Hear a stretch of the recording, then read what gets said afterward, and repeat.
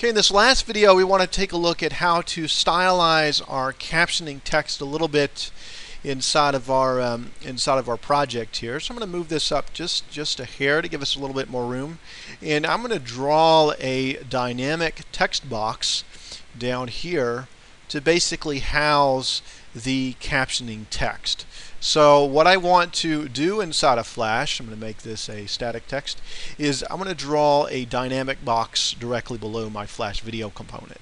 So I'm going to use my text tool and select dynamic text box, and I actually want this to be, since I want copy to be enclosed here, I'm just going to use Georgia, and I will make sure that it is a little bit smaller typeface. I'm going to go about 14 and keep it with white text and draw it directly beneath here. And I will move this down just a little bit to have it sit directly below this text item. And I do want to give it a name, so I'll just name it caption, spell it correctly, TXT. And once I have this set for myself, I want to go back to my component here that I have inside of Flash, make sure that these layers are unlocked once again, go back to my captioning component, and I'm going to come down here to the bottom and see where it says caption target name. I want that to be caption text, so caption TXT, instance name of my dynamic text box.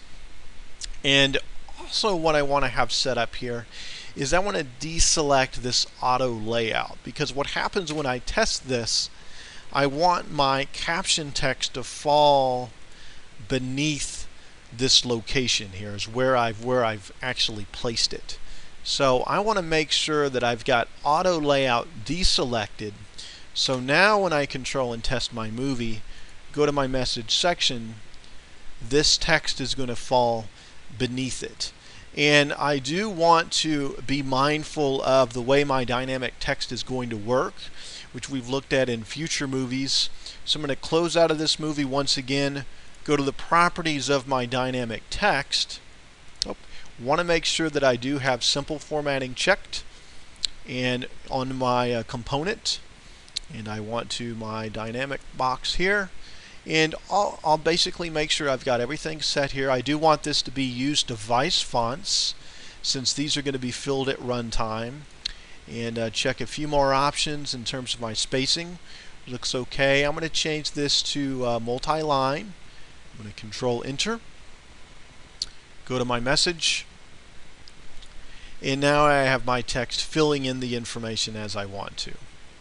And I can always go back and modify the typeface or the color if I choose to do that. Since it is a dynamic text box inside of Flash, you've got a lot of liberties to do that and kind of change the look and the style that you want, as well as the placement. So it's a good way to tweak the design of your project with utilizing that dynamic text box that's going to be fed in from that XML file we set up earlier.